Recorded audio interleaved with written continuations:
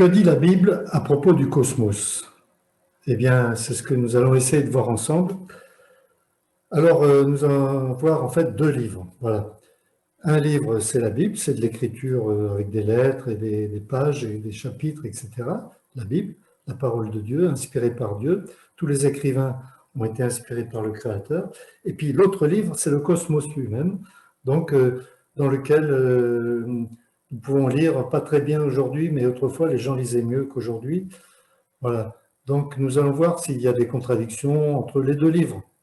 En réalité, il ne peut pas y en avoir, évidemment, puisque c'est le même auteur.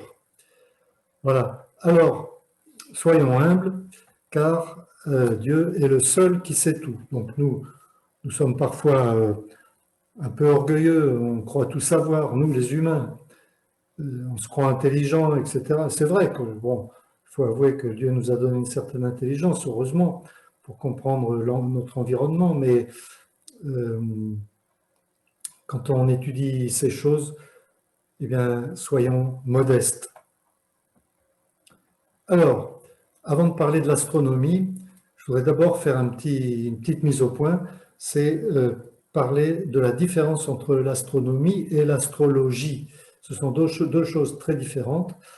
L'astronomie est probablement née à Babylone, à Babel plus exactement, il y a environ 4500 ans, dans le premier empire mondial, qui était l'empire de Babylone. Et l'astrologie est donc une perversion de l'astronomie. Les astronomes babyloniens étaient très forts, très doués, mais, bien qu'ils n'avaient pas de télescope, mais malheureusement, il y a eu par la suite une perversion avec l'invention de l'astrologie ou astromancie, c'est-à-dire la divination par les astres. Voilà. Alors, l'astrologie grecque, ensuite, avec Ptolémée et le Tétrabiblios. L'astrologie contemporaine, aujourd'hui, sur la base du Tétrabiblios, pour la majorité des astrologues modernes. Elle est la porte d'entrée vers d'autres sciences occultes. Sciences, entre guillemets, parce que, évidemment, ce ne sont pas des sciences, c'est une fausse science. Alors, l'astrologie évolue en fonction des découvertes astronomiques. Elle est recouverte d'un vernis scientifique. Ça, c'est pour berner les gens qui recherchent, qui veulent connaître leur avenir, etc. Les statistiques des prédictions ne sont pas supérieures à celles du hasard. L'astrologie est une croyance, ce n'est pas une science. C'est une démarche religieuse.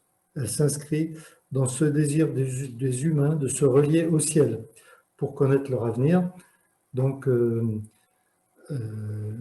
on demande quel est leur signe astrologique. Alors, les signes astrologiques, c'est vrai, les Chaldéens avaient divisé le ciel en constellations et pour s'y retrouver, pour se repérer dans le ciel. Mais de là à faire le rapport avec la naissance, le jour de notre naissance, vraiment, ce n'est pas de la science. Alors voilà ce que dit le livre du prophète Ésaïe, au chapitre 44. « Ainsi parle l'Éternel, ton Rédempteur, celui qui t'a formé dès ta naissance. » Donc là, c'est Dieu qui parle à son peuple Israël. « Moi, l'Éternel, j'ai fait toutes choses. Seul, j'ai déployé les cieux. Seul, j'ai étendu la terre. Je brise les signes des prophètes de mensonges, c'est-à-dire les faux prophètes, les devins, les astrologues, etc. Et je proclame insensés les devins. Je fais reculer les sages et je tourne leur science en folie. Je confirme la parole de mon serviteur. » Alors, donc ça, ce sont les prophètes, les vrais prophètes fidèles. Et j'accomplis ce que prédisent mes envoyés. Donc ces envoyés, les prophètes de Dieu, sont inspirés par lui pour prédire l'avenir. Et les choses se passent effectivement.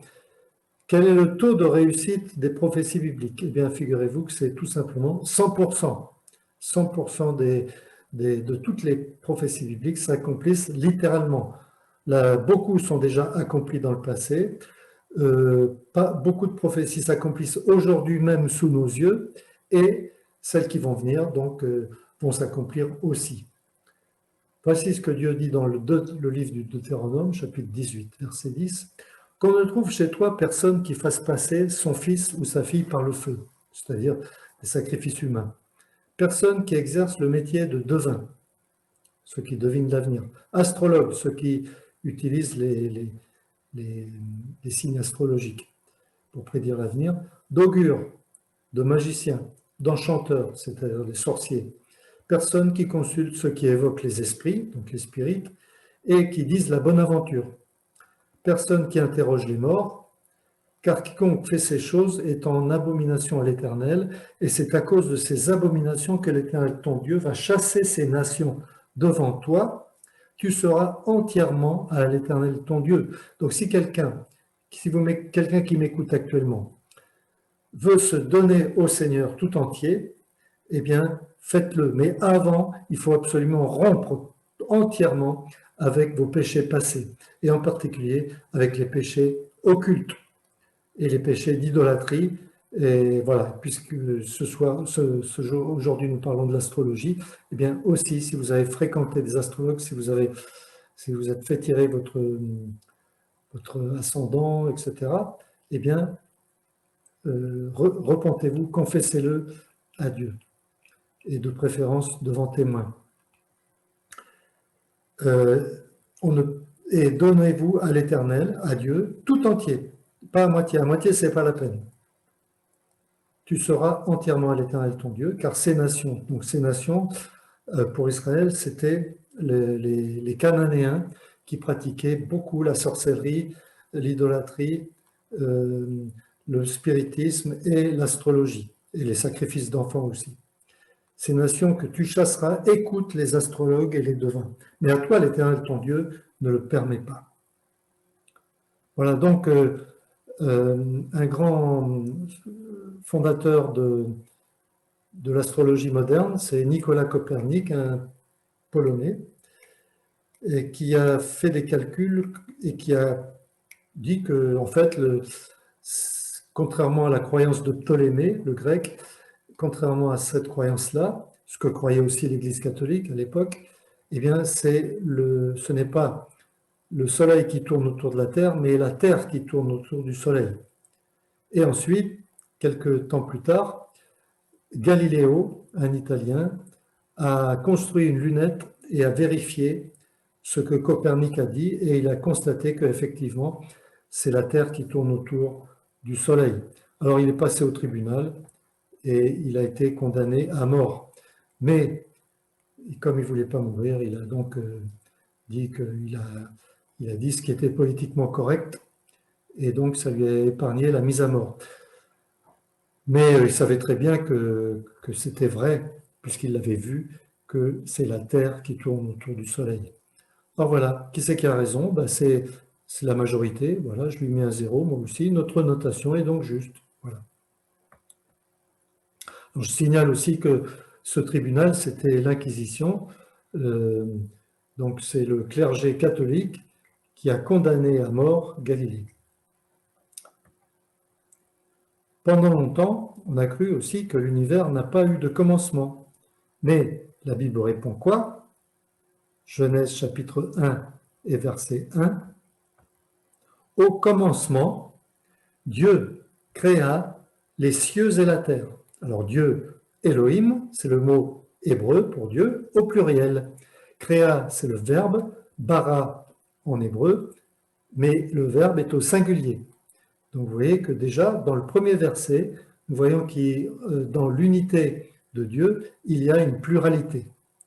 On appelle ça parfois la triunité. Et par contre, le verbe est au singulier.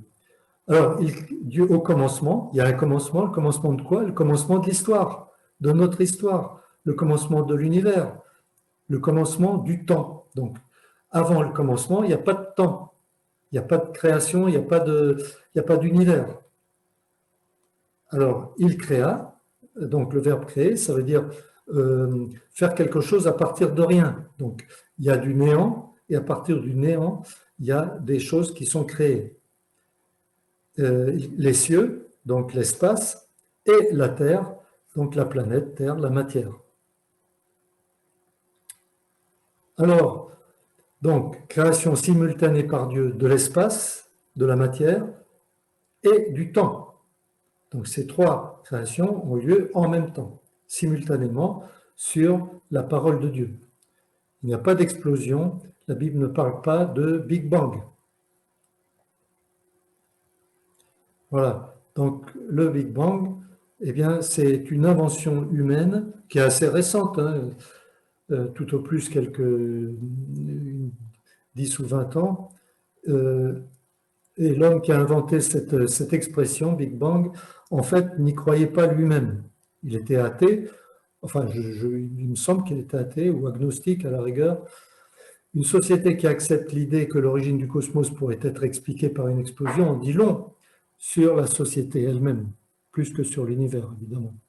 Voilà. Donc, une explosion, nous savons très bien ce que c'est, puisqu'on en fait tous les jours quelque part dans le monde, ça produit dans 100% des cas du désordre. Et c'est exactement le contraire de ce que nous constatons en observant l'univers.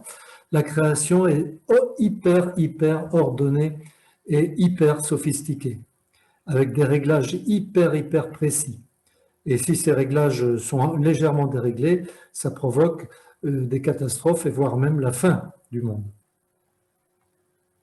Alors, on parle maintenant de matière noire et même d'énergie noire, et qui composerait 90% de l'univers. Voilà. Eh bien, ça, personne ne l'a jamais vu ni constaté. C'est pas de la science, hein, c'est des hypothèses.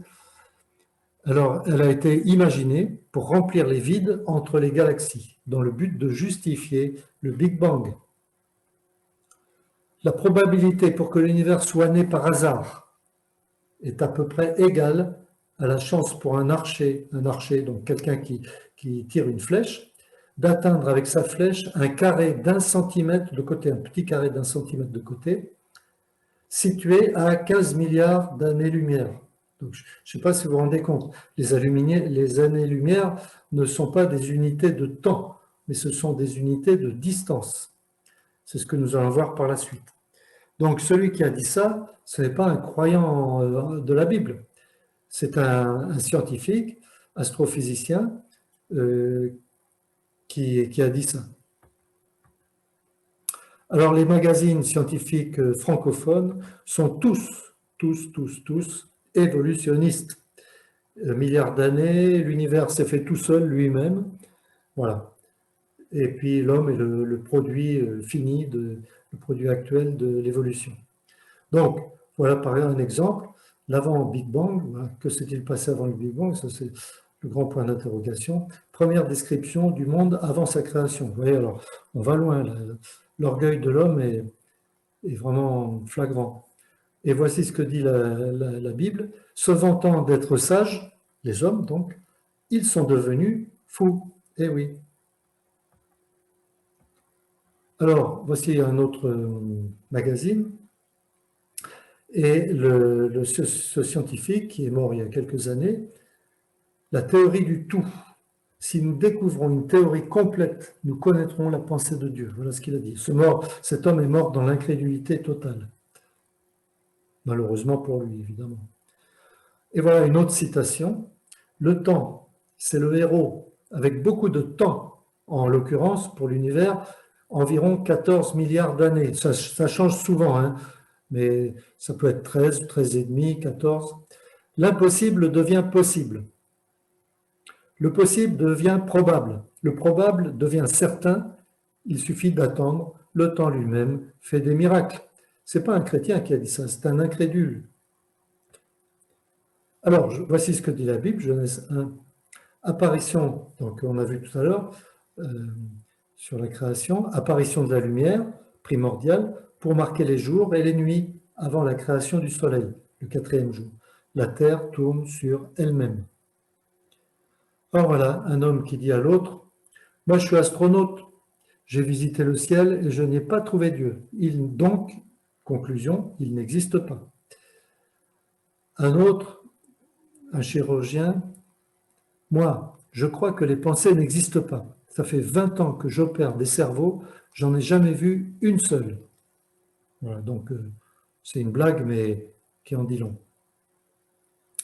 Alors la science cherche à connaître les mécanismes de l'univers, alors que la Bible nous en présente le sens. La science révèle l'œuvre de Dieu alors que la Bible nous révèle sa personne. Si quelqu'un qui m'écoute, un jeune, a l'intention de faire des études scientifiques, alors je te dis, ben vas-y, fais-le, c'est très important, puisque la science, c'est simplement découvrir et chercher à expliquer, chercher à comprendre la création de Dieu. Mais si ta foi est vraiment fondée, si tu connais bien la Bible, vas-y. Si tu as une foi faible, n'y va pas, tu vas te faire massacrer. La forme de la Terre. Alors, il y a des gens qui croyaient autrefois que la Terre était un disque rigide et plat au centre de l'univers. La Bible répond, « Il suspend la Terre sur le néant. » Dieu, donc, suspend la Terre sur le néant. Donc, d'après la Bible, Job, le livre de Job a été rédigé probablement il y a plus de, environ 4000 ans. Et donc, la Bible, les gens à cette époque-là, les gens éclairés, savaient que la Terre était une boule qui tournait sur elle-même, mais dans le vide, dans rien du tout. Elle n'avait pas de support, comme le croyaient les hindous, que la Terre est sur le dos d'un éléphant, ou les Grecs, la Terre est sur le dos du dieu Atlas.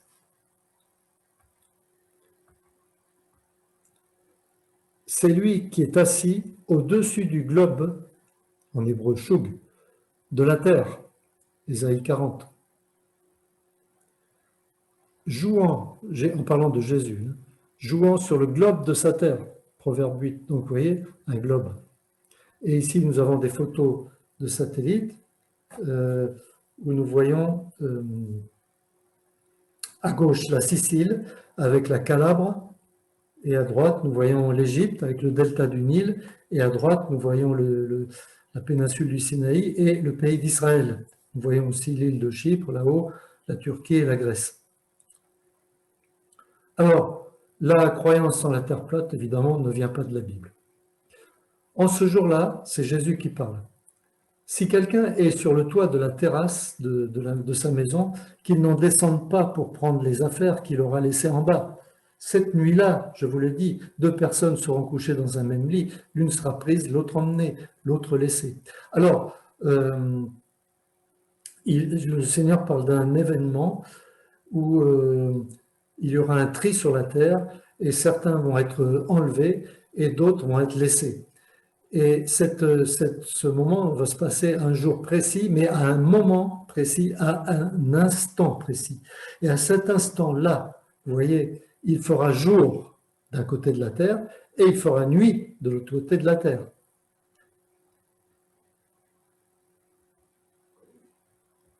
Alors, voilà des belles photos satellites de la Terre la nuit, où on voit la Terre qui tourne donc par rapport au Soleil, et au fur et à mesure qu'elle tourne, eh bien, le Soleil se lève, vous voyez, de plus en plus, et les parties qui étaient dans la nuit sont à la fin en plein jour. Et voici une photo avec les lumières artificielles.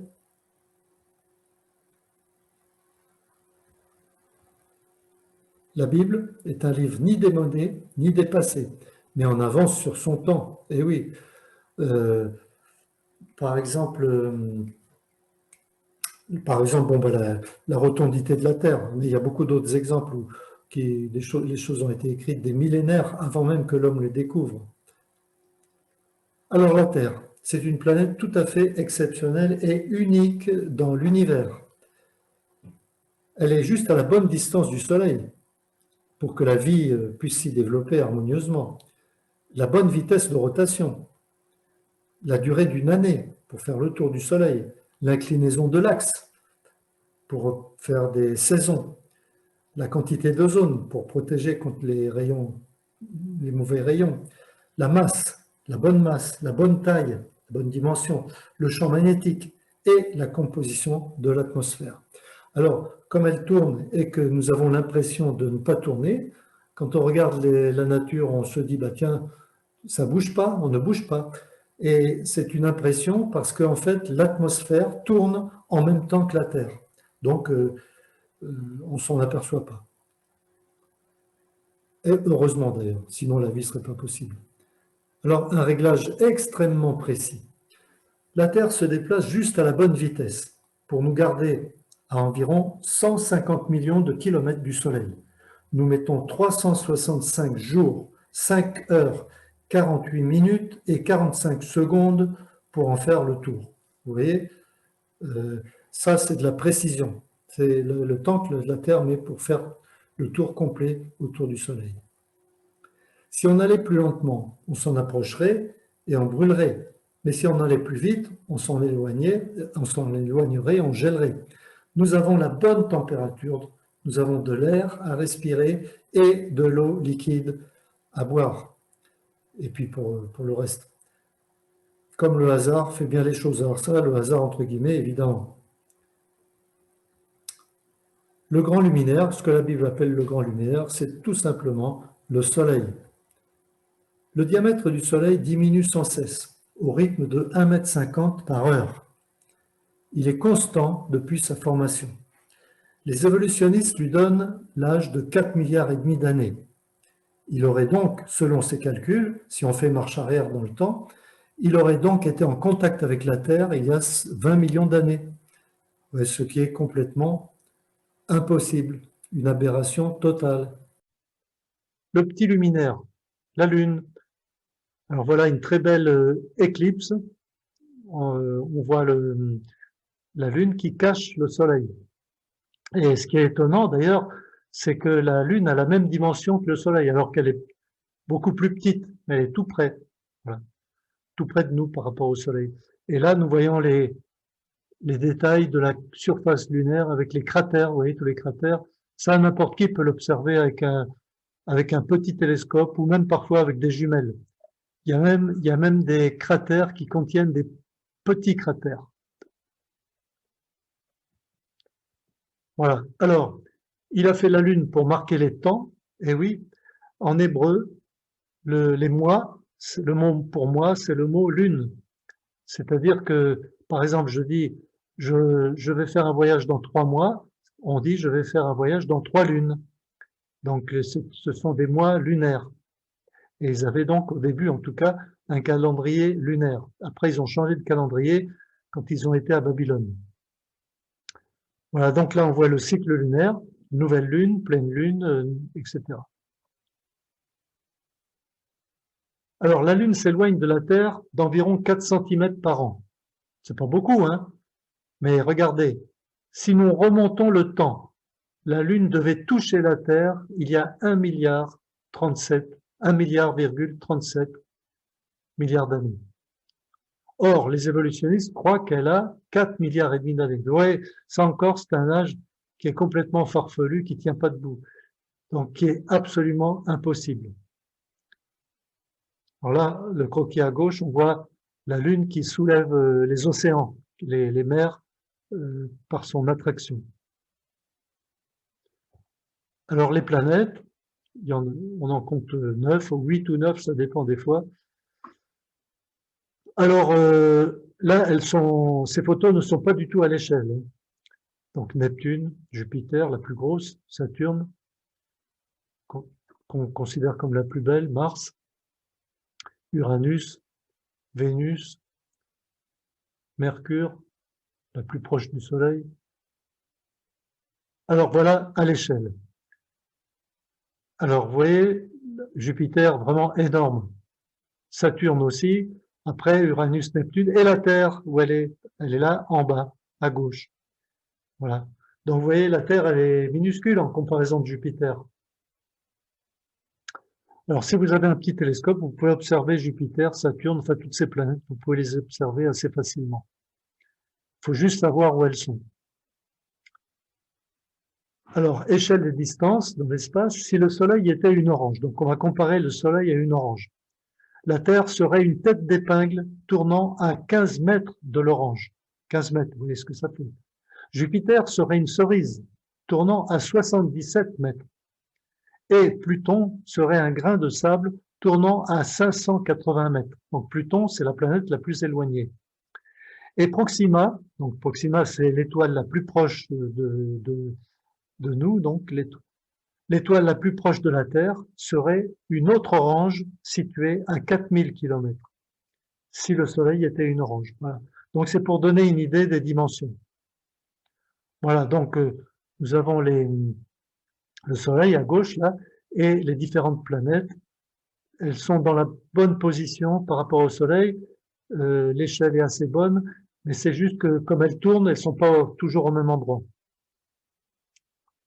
Ah, j'ai oublié, on voit en haut à gauche la galaxie la plus proche de nous, c'est-à-dire Andromède. Dans 3 minutes, on s'arrête.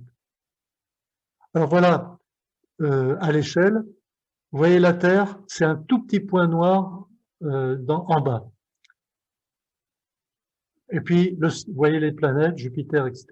Et le Soleil, en comparaison de Jupiter. Jupiter était immense tout à l'heure, maintenant il est tout petit. Donc vous voyez, les dimensions dans l'univers sont toutes relatives. On dit quelque chose est grand, c'est toujours par rapport à quelque chose qui est plus petit.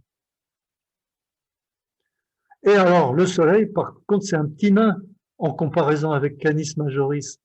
Regardez le Soleil. Vous voyez Canis Majoris, là, et le Soleil, il est dans le petit carré blanc à gauche, tellement petit qu'on ne le voit pas. Alors, il faut agrandir, et c'est le rectangle qui est plus grand ici. Voilà. Canis Majoris est une étoile de type hypergéante, rouge, située dans la constellation du Grand Chien. Donc, Grand Chien, c'est-à-dire en latin, Canis Majoris. C'est la plus grande étoile connue et l'une des plus lumineuses. Son rayon est estimé à une taille de 1800 à 2100 fois celle du Soleil. Si notre Soleil devait être remplacé par une telle étoile, sa surface dépasserait l'orbite de Saturne. Alors voici une très belle photo qu'on appelle la main de Dieu. Enfin, les astronomes appellent ça comme ça parce que justement, ça ressemble à une main. Alors, psaume 33. Les cieux ont été faits par la parole de l'Éternel, et toute leur armée par le souffle de sa bouche. Le souffle, c'est l'esprit, hein, c'est le Saint-Esprit. Car il dit, et la chose arrive, il ordonne, et elle existe. Donc vous voyez que dans ce verset, nous avons les trois personnes de la divinité. L'Éternel, la parole c'est Christ, et le souffle, c'est le Saint-Esprit. Le Père, le Fils et le Saint-Esprit. Car il dit, alors comment il fait pour créer? C'est très simple. Il dit, enfin je disais ça pour lui, pour moi, il dit, c'est-à-dire il parle, et la chose arrive, il ordonne, et elle existe. Si Dieu dit soleil, voilà, il y a le soleil. Il n'y a que lui qui a le pouvoir de créer, évidemment. Jérémie 33.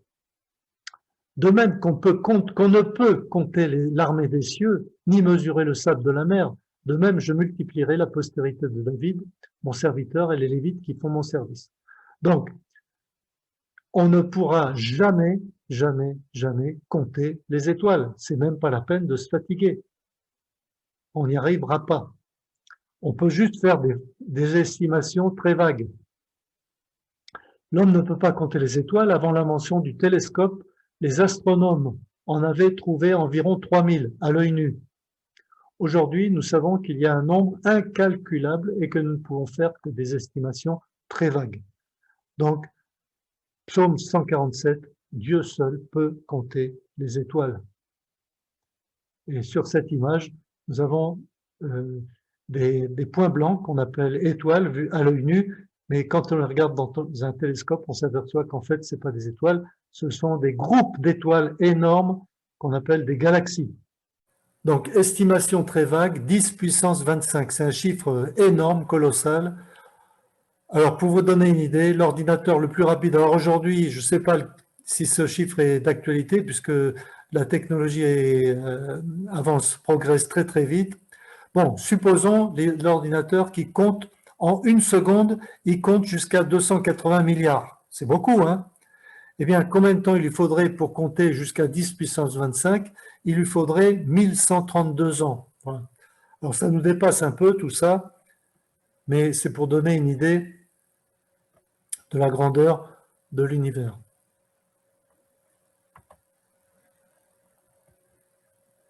Environ 1500 galaxies ont été identifiées dans cette image, qui couvre une région grande comme une pièce de 1 cm, vue de 23 mètres. Donc vous mettez une pièce de 1 cm à 23 mètres de vous, et dans cette pièce, on a compté, vous voyez la photo qui est là en bas, on a compté environ 1500 galaxies, sachant qu'une galaxie contient des milliards et des milliards d'étoiles. Alors voilà encore une photo extraordinaire, très très belle. C'est en fait un amas de galaxies. Alors, quand on regarde à l'œil nu, on voit juste un point blanc et on dit c'est des étoiles. Alors, chaque objet lumineux est une galaxie à part 5 étoiles de notre galaxie. Donc, on les reconnaît, elles sont en forme de croix. Vous en avez une en haut, une tout en bas, et puis quelques autres au milieu. Elles sont reconnaissables à leur forme en croix. Ça, c'est des étoiles de notre galaxie. C'est-à-dire, elles sont, par rapport aux autres, elles sont très très proches. Chacune de ces galaxies contient entre 4 et 400 milliards d'étoiles. Et ceci est une infime portion de l'espace. Bon, tout ça, ça nous dépasse un peu. Alors, quand on regarde le ciel, la nuit, on a l'impression que toutes les étoiles sont comme sur un écran. Et en réalité, on ne voit pas la profondeur. Donc, voilà un groupe d'étoiles que tout le monde connaît, je suppose, ça s'appelle Cassiopée. Très facile à reconnaître parce qu'en forme de W, ça se trouve plutôt au nord, au nord-est, enfin pour ceux qui habitent en Europe en tout cas. Et là, on voit l'homme qui regarde, et en fait, les étoiles, vous voyez, elles ne sont pas du tout sur un écran, elles sont à des distances, elles ne sont pas du tout à la même profondeur les unes que les autres. Voilà, vitesse de la lumière, 300 000 km à la seconde. Donc 1, 2, ça y est, elle a déjà fait 300 000 km. Une année-lumière, c'est-à-dire 10 000 milliards de kilomètres. Donc ça, c'est une année-lumière. Alors je rappelle qu'une année-lumière, ce n'est pas une unité de temps, c'est une unité de distance. Voilà. Donc une année-lumière, c'est égal à 10 milliards de kilomètres. La distance de la Terre au Soleil, c'est 8 minutes-lumière. Le diamètre de notre galaxie, c'est 100 000 années-lumière. Juste le diamètre de notre galaxie à nous. La distance moyenne entre les galaxies, c'est 1 million d'années-lumière. Nombre d'étoiles dans notre galaxie, environ 100 milliards. Alors, ce qu'on appelle étoile, c'est comme le Soleil. Le Soleil, c'est notre étoile. Eh bien, dès comme ça, enfin de tailles différentes, il y en a environ 100 milliards juste dans notre galaxie, qu'on appelle la Voie lactée. Alors, à quoi servent les astres? Ce sont des signes, ce sont des calendriers, ce sont des éclairages, des luminaires. Genèse 1,14, Dieu dit qu'il y ait des luminaires dans l'étendue du ciel pour séparer le jour d'avec la nuit, que ce soit des signes pour marquer les époques, les jours et les années. Donc l'année, c'est le tour complet de la Terre autour du Soleil, le jour, c'est le tour de la Terre sur elle-même, et le mois, c'est le cycle lunaire. Autre but, c'est un livre qui raconte la gloire de Dieu. Les anciens savaient y lire. Des gens comme David, par exemple. Voilà ce que dit David. Les cieux racontent, alors oui, les cieux racontent. Pour lui, c'est un livre. Les cieux racontent la gloire de Dieu. Et oui, quand on regarde le ciel la nuit, eh bien, regardons-le comme un livre qui raconte la gloire de Dieu. Et l'étendue manifeste l'œuvre de ses mains. Le jour en instruit un autre, et la nuit en donne connaissance à une autre nuit. Ce n'est pas un langage, ce ne sont pas des paroles dont le son ne soit point entendu. Leur retentissement parcourt toute la terre, leurs accents vont jusqu'aux extrémités du monde. Psaume 119. Mais dans Job, vous avez aussi beaucoup d'informations sur le cosmos. Alors Job vivait il y a très longtemps, peut-être à la même époque qu'Abraham, ou même peut-être avant, je ne sais pas. Et puis les mages qui sont venus voir, qui sont venus adorer Jésus, c'était en fait des astronomes extrêmement intelligents, extrêmement instruits, qui habitaient très loin d'Israël et qui ont fait un grand voyage avec des cadeaux. On n'apporte pas des cadeaux de l'or, etc., si on n'est pas sûr de son coût, pour apporter des cadeaux au Sauveur du monde, au roi des Juifs, Jésus-Christ. Eh bien, ces mages avaient une très grande connaissance du cosmos, puisqu'ils ont compris, en lisant dans le livre des étoiles, que le roi des Juifs est né. Ils sont venus voir Hérode, il dit, on vient, où est le roi des Juifs? Autre but, c'est une louange pour le Créateur, louange cosmique, c'est tout le cosmos qui loue l'Éternel. Il y a un psaume entier là-dessus, c'est le psaume 148. Soleil, étoile, louez l'Éternel. Alors voilà notre galaxie. Alors, on peut avoir une partie, enfin la partie centrale qu'on appelle Voie lactée. Vous voyez la photo du bas, la partie où les étoiles sont le plus concentrées, on voit du blanc, c'est pour ça qu'on a donné le nom de Voie lactée. C'est là que nous habitons. Alors ça, c'est une modélisation, ce n'est pas une photo. Hein. Alors comme elles tournent, comme les galaxies tournent, eh bien, elles ont des bras, elles ont une forme spirale.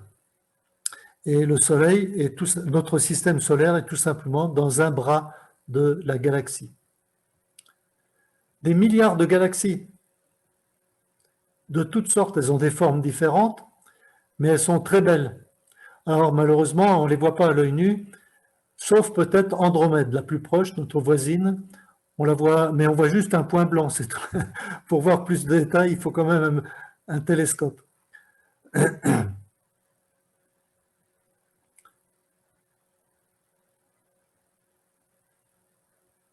Voilà Andromède, c'est notre voisine. Alors elle est très belle, elle est spirale aussi. Et je l'ai vue au télescope, c'est impressionnant de voir ça. Alors c'est un amas d'étoiles contenant des milliards d'étoiles. Hein. Alors voilà ce que dit Ésaïe 40. Qui a pris les dimensions des cieux avec la paume? Alors évidemment personne, sauf Dieu. Donc les cieux ont une dimension. L'univers a des dimensions et donc un bord et donc une forme. Il n'est pas infini. Dieu en a fixé les dimensions avec la paume de la main. Et on dit souvent, parfois, on parle de l'infiniment grand. Ça veut dire que c'est tellement grand que ça nous dépasse. Mais en réalité, cette expression est scientifiquement inexacte parce que l'univers n'est pas infini, il est fini. Il compte le nombre des étoiles, il leur donne à tous des noms, à toutes des noms. Psaume 147 et Ésaïe 40. Donc, s'il compte le nombre des étoiles, c'est qu'il y en a un certain nombre. Mais ce n'est pas infini. Un nombre pour nous qui est complètement incalculable. Mais pour Dieu, il n'y a pas de problème. Il les a comptés. Et en plus, il leur a donné à toutes des noms. Vous vous rendez compte? Tous ces milliards d'étoiles ont tout un nom. Alors, on ne le connaît pas. On leur a donné des noms hébreux, on leur a donné des noms arabes, on leur a donné des noms latins. Alors les Romains ont donné des noms de divinités. Malheureusement, c'est comme ça. Dieu a étendu, déployé les cieux. Donc peut-être par une expansion, ce qui expliquerait le décalage dans le rouge du spectre des étoiles. Donc quand on regarde une étoile dans un spectre, pour faire simple, comme à l'école, on a tous fait l'expérience de faire passer un rayon de lumière dans un prisme en verre, et ensuite on met une feuille de papier blanc, et la lumière se décompose en 7 couleurs, qui sont les mêmes couleurs que l'arc-en-ciel. Donc l'arc-en-ciel, c'est la lumière du soleil qui se décompose à travers les fines gouttelettes qui sont en suspension dans l'air. Voilà. Donc le verbe déployer ou étendre pourrait donc expliquer le fait que quand on regarde les étoiles, elles sont décalées dans le rouge. Et donc on dit qu'elles s'éloignent de nous. Ce qui voudrait dire que toutes les étoiles s'éloignent les unes des autres. Alors celui qui a lancé cette théorie s'appelle Hubble, dans les années 50 par là. Voilà. Après, il y a eu des spéculations pour expliquer le Big Bang, mais ça, il y a les choses exactes et il y a les spéculations, il ne faut pas confondre. Ça, c'est une très belle image. Les astronomes appellent ça l'œil de Dieu. Vous voyez. Et en bas, nous avons le spectre de la lumière, donc avec d'un côté le rouge. Donc ce qui est décalé dans le rouge s'éloigne. Et c'est la même chose avec le son. Les ondes sonores sont contractées quand un objet s'approche de nous, par exemple un avion ou une moto. Par contre, et donc ça fait un son aigu. Et quand le même objet s'éloigne de nous, donc les ondes sonores sont presque aplaties, eh bien le son devient grave. Alors Job 9, il a fait Orion. Orion, donc c'est un groupe d'étoiles qui se trouve, enfin on était en tout cas au sud-ouest. Et vous voyez ce groupe d'étoiles et on voit au milieu 3 étoiles côte à côte alignées. On appelle ça la ceinture d'Orion. Et puis il y a aussi une constellation qu'on voit aussi ici, en dessous de la ceinture d'Orion. Il a fait la Grande Ourse et les Pléiades. Donc ça, c'est toujours Job. Hein. Il a fait la Grande Ourse, on la voit en haut à droite. Elle est composée de 7 étoiles et on appelle ça le chariot, le grand chariot aussi, avec les 2 routes derrière, les 2 routes devant et les 3 chevaux. Ou on appelle ça la casserole, si vous voulez, avec le manche à gauche et la casserole. Wow, comme vous voulez. Alors, si vous êtes perdu au milieu du Sahara ou au milieu de l'océan Atlantique et que vous n'avez pas de boussole, ni de carte, ni rien. Bon, alors regardez les étoiles, cherchez la Grande Ourse et vous prenez les 2 routes derrière du chariot, c'est-à-dire les 2 étoiles qui se trouvent à droite. Et vous montez vers le haut en multipliant la distance entre ces 2 étoiles par 5. Et vous tombez sur une étoile qui se trouve au nord. Et cette étoile s'appelle étoile polaire. Donc ce n'est pas le nord magnétique, mais c'est le nord quand même. Et les navigateurs autrefois se guidaient avec cette étoile. Et puis à gauche, nous avons les Pléiades. C'est aussi un groupe d'étoiles dont parle le livre de Job. Les comètes, en voici une très belle à gauche, et puis une autre, donc elle a une tête. Une comète, c'est pas de la roche, c'est un gros bloc de glace, mais de la glace poussiéreuse, sale. Alors quand elle arrive, elle a une période qu'on peut calculer, enfin on ne les connaît pas toutes, mais on en connaît pas mal, et l'homme qui la découvre lui donne son nom. Voilà. Alors il y a la comète elle-même, le bloc de glace, et quand elle passe près du Soleil, le vent solaire pulvérise cette glace et ça forme une queue de poussière. Et c'est pour ça qu'on les reconnaît à la queue. Alors voici celle qui est passée l'année dernière, figurez-vous, je l'ai contemplée, elle était magnifique. On l'a appelée Neowise. Alors, je n'ai pas pris les photos. En bas, c'est à Stonehenge en Angleterre, et en haut, c'est quelque part ailleurs. Mais elle était magnifique, et avec la queue dirigée vers le haut. On la voyait tous les soirs pendant environ 15 jours au nord-ouest. Enfin, je parle pour l'Europe. Alors, les comètes, elles viennent de très loin, du confin du système solaire, mais de temps en temps, elles passent près du Soleil. Enfin, près, vous voyez ce que je veux dire, relativement près. Quand elles passent près du Soleil, eh bien, le Soleil la pulvérise et elle se désintègre partiellement.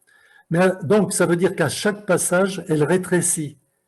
Ce qui fait qu'au bout d'un certain temps, ben, elle n'existe plus, elle disparaît.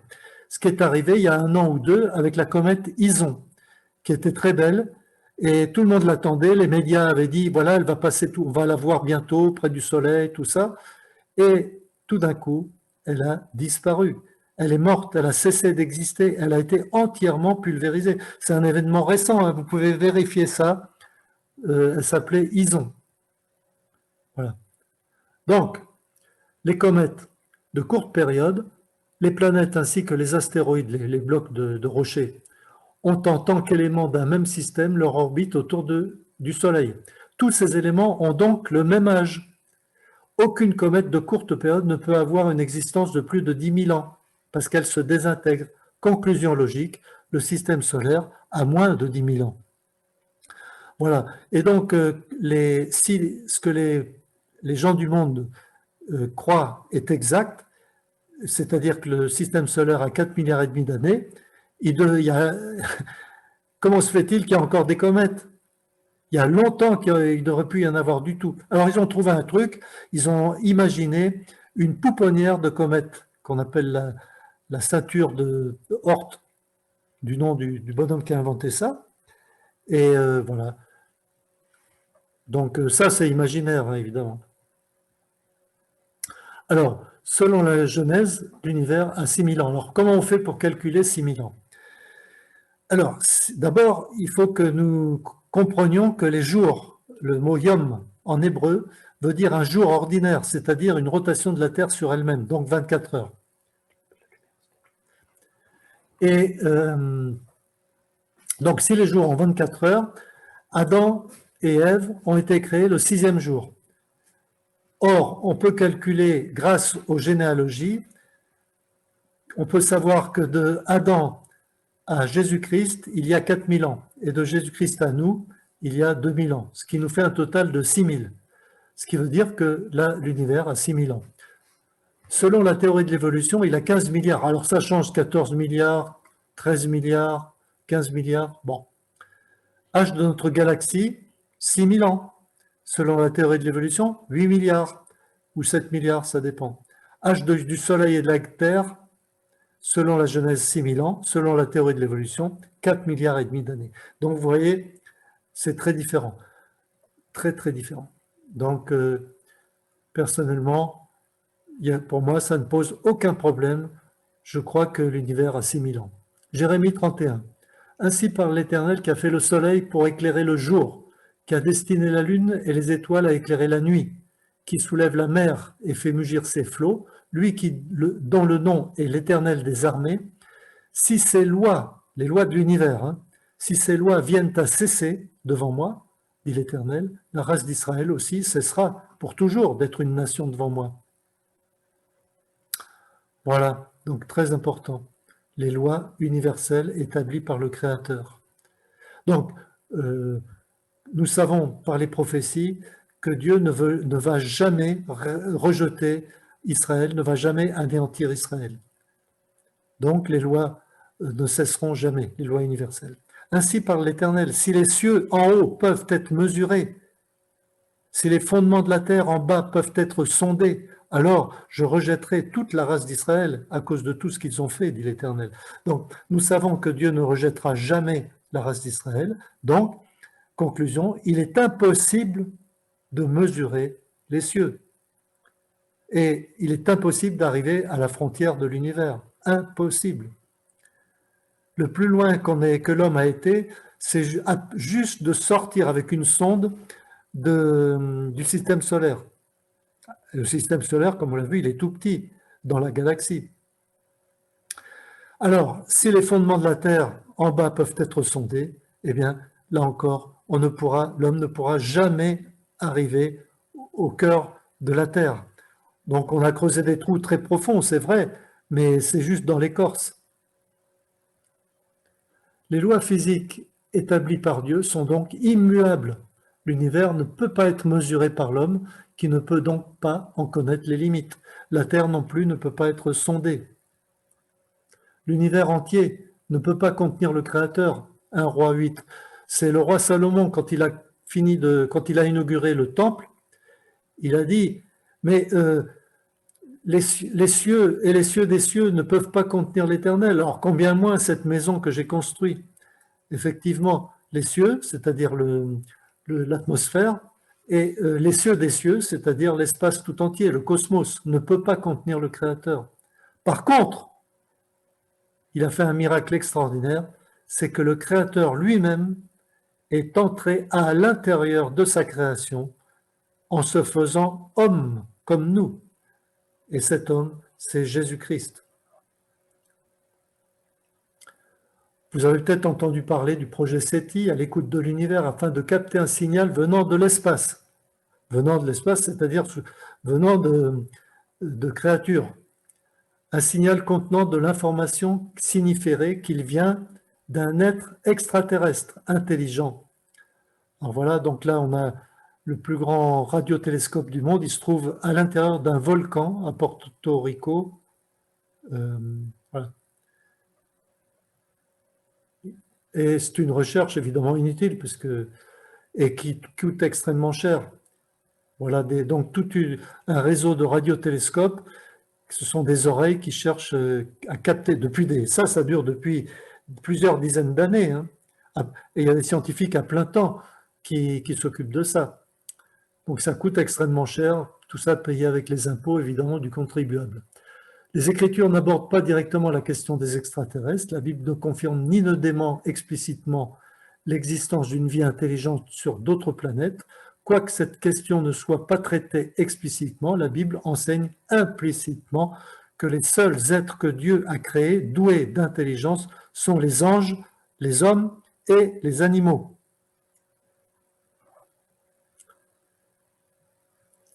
Alors voici une citation d'un athée. C'est intéressant, hein? Moi j'aime bien les athées. Plus je vois l'univers et moins je puis songer que cette horloge marche et n'est point d'horloger. Voltaire. Pas mal comme citation. Il était tourmenté, le pauvre, mais il est mort dans son incrédulité, malheureusement, selon la déclaration de l'infirmière qui était à côté de lui. Psaume 136. Louez le Seigneur des Seigneurs, celui qui a fait les cieux avec intelligence, car sa miséricorde durera toujours. Voilà encore une louange au Créateur des étoiles, celui qui a fait les cieux avec intelligence. Eh bien, cette intelligence, nous pouvons la voir partout, dans les étoiles, dans les galaxies, partout. Et sur la Terre, dans les plantes, dans les humains, dans les animaux, partout, partout, nous pouvons constater l'intelligence du Créateur.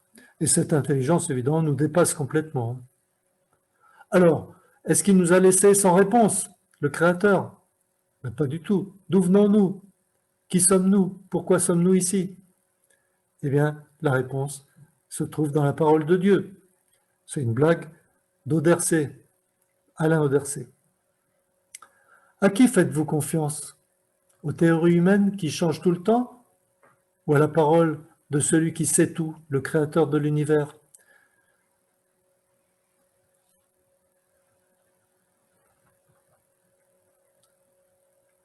Les cieux, alors en parlant des cieux, psaume 102, les cieux s'useront tous comme un vêtement. Et oui, les cieux, l'univers s'use, c'est-à-dire, on appelle ça l'entropie. Et il vieillit. Deuxième loi de la thermodynamique. C'est une loi universelle qui a été démontrée, qui est facile à démontrer, que n'importe qui peut démontrer. Vous prenez par exemple une voiture toute neuve, elle n'a jamais roulé, 0 km au compteur. Et comme vous voulez la conserver en bon état, vous l'enfermez dans un garage, protégé, bien capitonné, isolé, etc.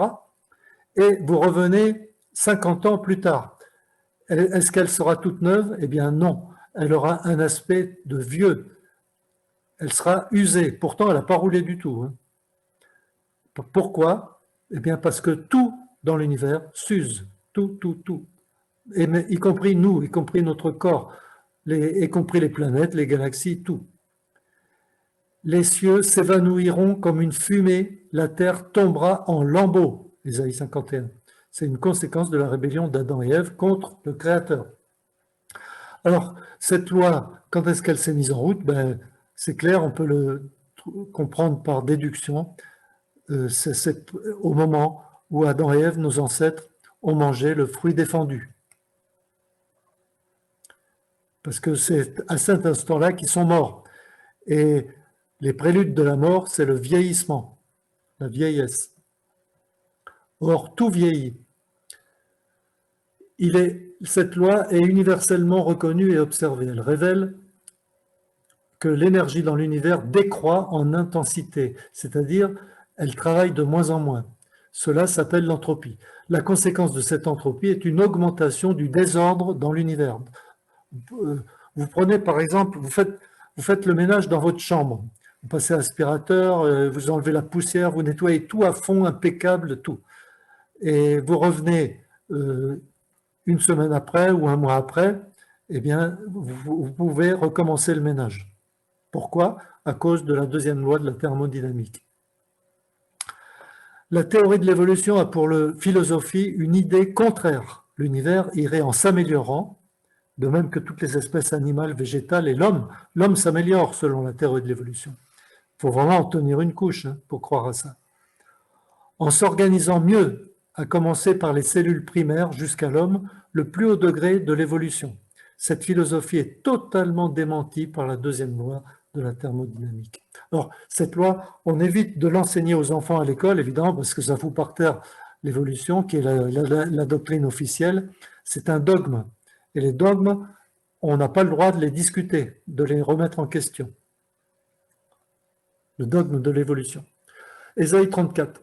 Toute l'armée des cieux se dissout. Ah, se dissoudre. On sait ce que c'est, se dissoudre. Par exemple, vous prenez un sucre, un cube de sucre, vous le mettez dans une tisane ou dans un thé, il va disparaître, il se dissout dans l'eau. Les cieux sont roulés comme un livre. Et oui, comme ce livre-là, vous voyez, autrefois, la Bible était écrite sur des rouleaux comme ceci. Et quand on avait fini de lire, on l'enroule. Eh bien, les cieux seront roulés comme un livre et toute leur armée se flétrit, comme se flétrit la feuille de la vigne en automne, comme se flétrit celle du figuier. En automne, elle se flétrit, elle sèche et elle se casse en morceaux. Et elle se désintègre. Eh bien, c'est exactement ce qui va arriver à l'univers tout entier. C'est ce qu'on appelle la fin du monde. Mais, Romains 8, mais elle, donc la création, a reçu une espérance certaine. Elle sera elle aussi libérée de la servitude de la déchéance et elle se réjouira de la liberté qui accompagneront la gloire que recevront les enfants de Dieu. Voilà une parole extraordinaire, merveilleuse sur laquelle nous nous basons. L'entropie, l'usure de l'univers et l'augmentation du désordre qui a débuté lors de la révolte d'Adam et Ève contre Dieu se terminera à la fin du monde.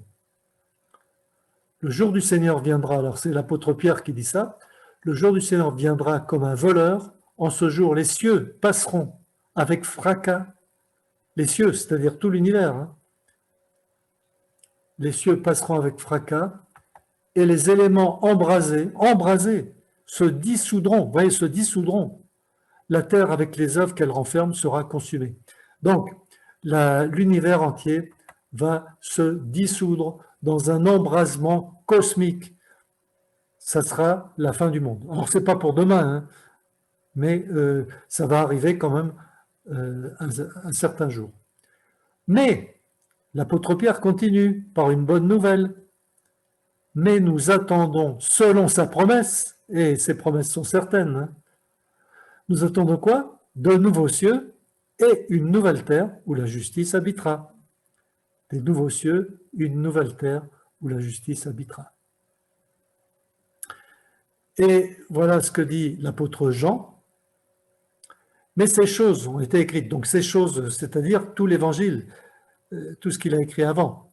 Ces choses ont été écrites afin que vous croyiez que Jésus est le Christ, le Fils de Dieu, et qu'en croyant, vous ayez la vie en son nom.